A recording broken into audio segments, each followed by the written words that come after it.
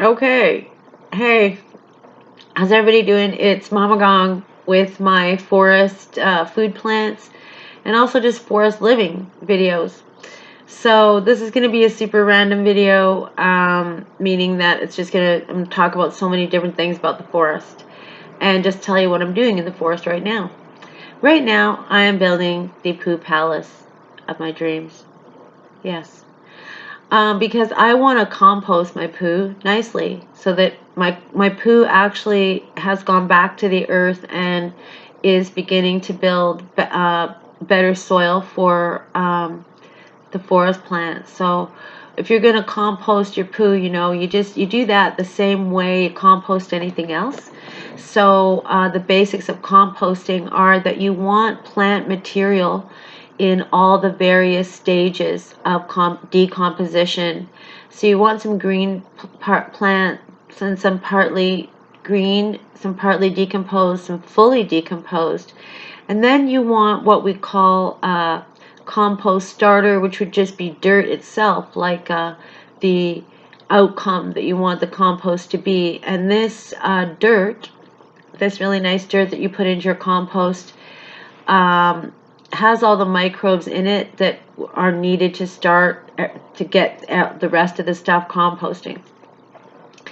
And because it's poo, you want either some lime or some ash, and you want a lot of that because this helps to dry out and sweeten, if you will, the more acrid aspects of poo, like the smell. So, anyways, I'm building this amazing poo palace with a fire pit right beside it, the composting poo area, which has the dirt and the lime. And each time you poo, you cover it with ashes and then you remove it to the place where it's going to compost. And so you don't have an outhouse which is like 6 feet deep and has like millions of pounds of everyone's poo in it. I mean, I don't know about you, but I really don't like pooing right on top of someone else's poo. Could just be me. Okay, so my last video, I said we were going to talk about building fires. Hey, fires. Nobody really seems to know how to do that. And I have been living on Mount Elphinstone on and off for 20 years watching people build fires. And I learned how to build fires again. Hey, wait a minute. I learned everything about living in the forest from indigenous peoples here. Who the hell else would know? Right. So, okay, so let's tell a fire story. I'm getting old and I'm starting to realize stories are really where it's at. So, it's 1998, I think, or 9, and I'm in the what's called the Great Bear Rainforest, which is, traditional homelands of the Nahalcom people. And I am in this old growth forest, with like the lichens all coming down, and it is untouched old growth forest. So,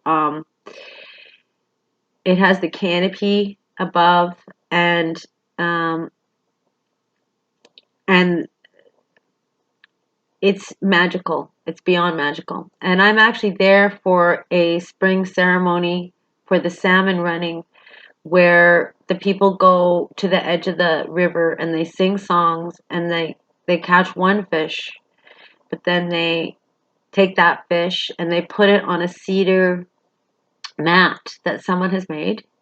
They didn't get it at Costco. And then they put another braided piece of cedar in the fish's mouth, and then they offer it back before they begin fishing for the year. Now, that was amazing, and I was going to help to make the food for after the ceremony, but it was raining, and I was like, okay, it's raining. I didn't make a fire in the rain. Well, the Nahalcom person that I was with, whose name is Smoky, he said that's perfectly fine. So we got tree sap and tree bark. Now, when you make a fire, first of all, tree sap once you get it started, even if it rains on it, it'll keep burning. And as for the tree bark, you put the tree bark over your fire, okay? And it burns very slowly. And also, tree bark makes really hot coals. And again, it burns very slowly. So I'm going to say a bunch of things about fire. And excuse me if I explain, in a positive and negative terms. So in other words, please don't cut down a fresh tree and then cut it up into different sized little pieces and like make a little tent, because what you'll get is a lot of sparks, and your fire will burn out really fast, and you'll get like big high flames and a lot of sparks, and that's it. You won't get a coal bed, and yeah. So the other thing I want to say is fire belongs to a tradition that belongs to you. And I can't really tell you how to make a fire in a part of me says don't do that. It says tell you that all different kinds of wood burn differently, and all different ages of wood burn differently, and wet wood will burn. There's some wet wood that will burn, like really, really old cedar. I want to tell you that when you go out and you relearn what you already know, which is it's your ability to make fire that separates you from the animals. And it's what allows the animals to respect you, all of them, from the biggest to the small. I also would like to tell you that you do not need a saw, a hatchet, or any tool to make a really great fire, and that the forest itself provides you with all the varying kinds of wood of different ages and different sizes that you need to start a fire. I'm going to tell you that there's some wood that you will find that's like so old, it's like paper. I'm going to tell you that green boughs on the ground, or even fresh green boughs, the needles burn like paper. They burn really hot. They make crackly noises. They smell really nice. So, I've been taking my daughter to the forest for a very long time, and one of our fun things to do when she was much younger, like 8 and 9 and 10, would be to make a fire and then get a bunch of green boughs and put it on and watch them all crackle and flare up. And then, hey, I have another really great fire story. The green boughs, if you just burn green boughs, only green boughs, on coals, it will make pure white smoke. Billows and billows and billows of pure white smoke, and this smoke is cold, and it's cool, and it will make an impenetrable wall. You can't see through, so you can stand in it, and you're kind of invisible, breathing in it. So I did that once. That's how I know. Um, so once upon a time, I was on Mount Elphinstone, and I was fighting the logging and getting up in the morning and yelling at the loggers and making them stop, and just basically like chasing them off the mountain without any kind of, other kind of violence besides.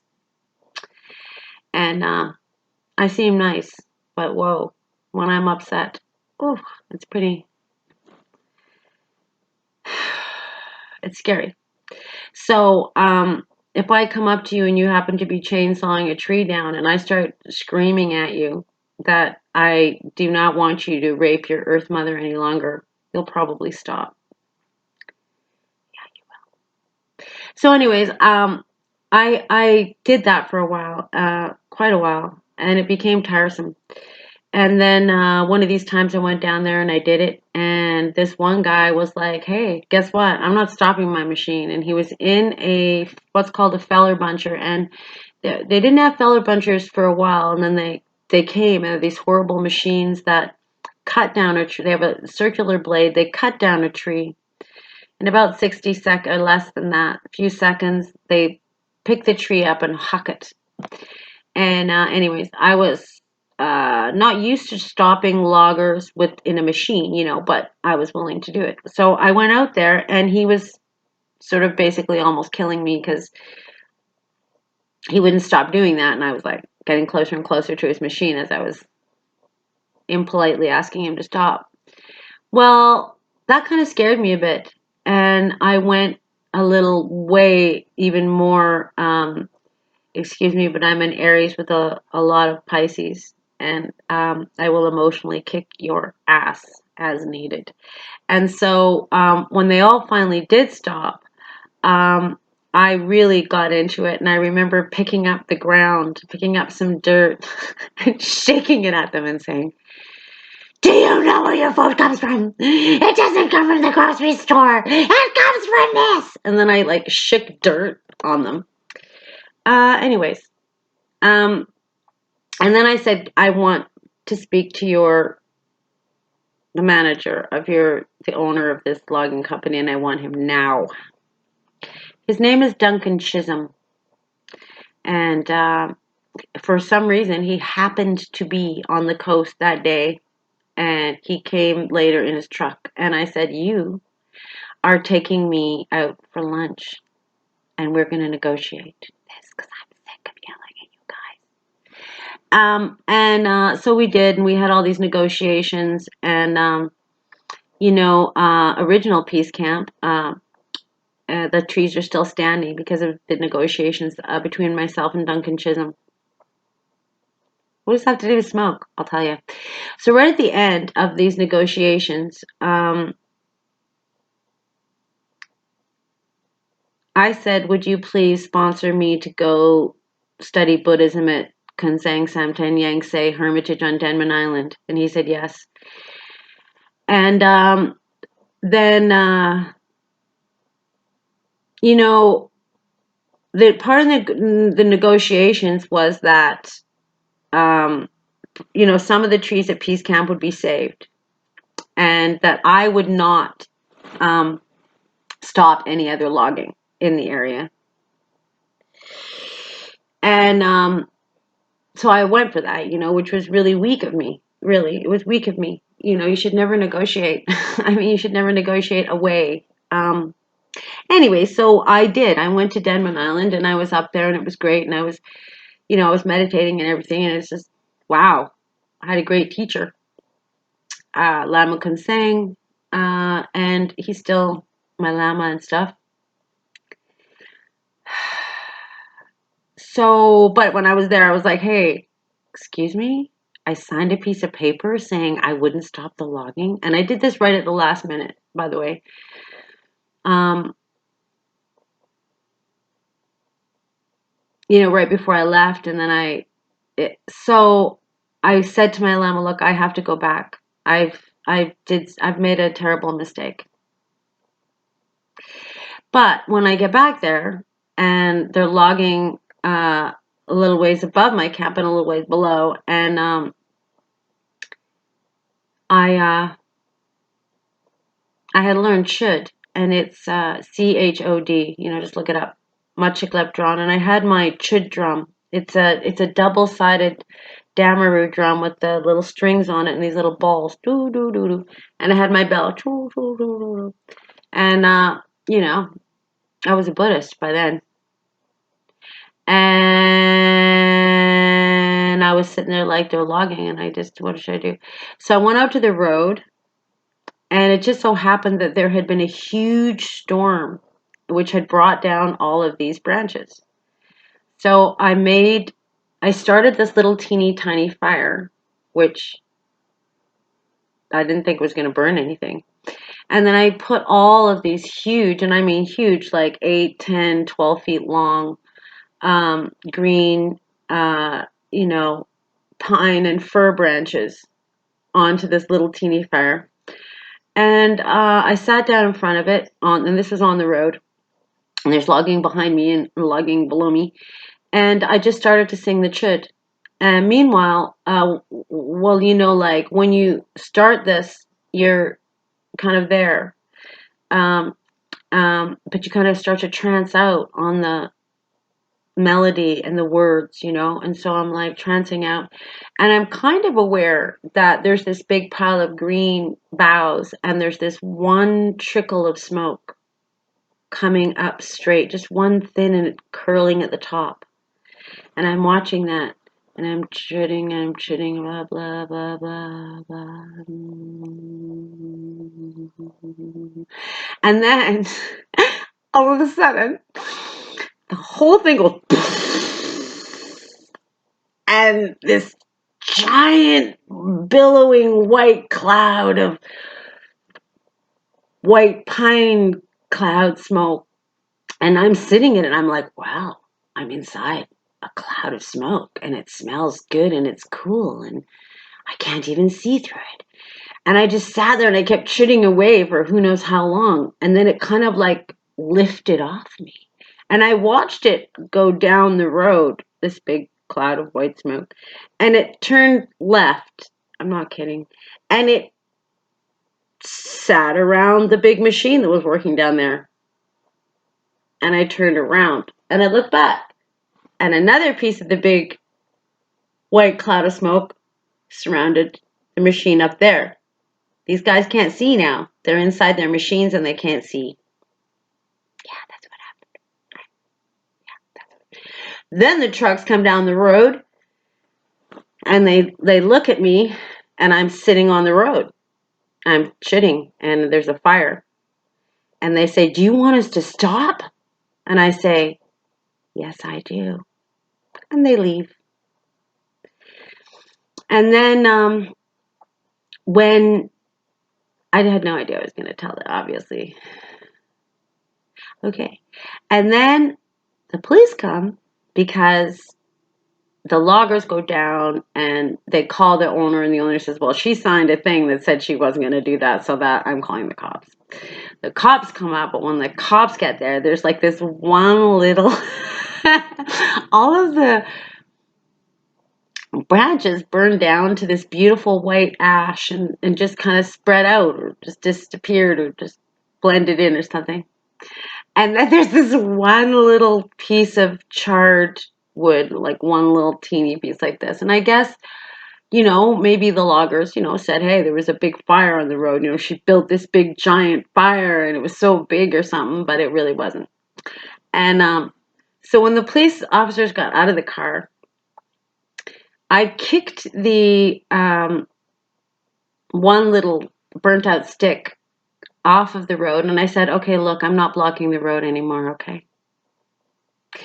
And then I said, and by the way, I'm really tired of this.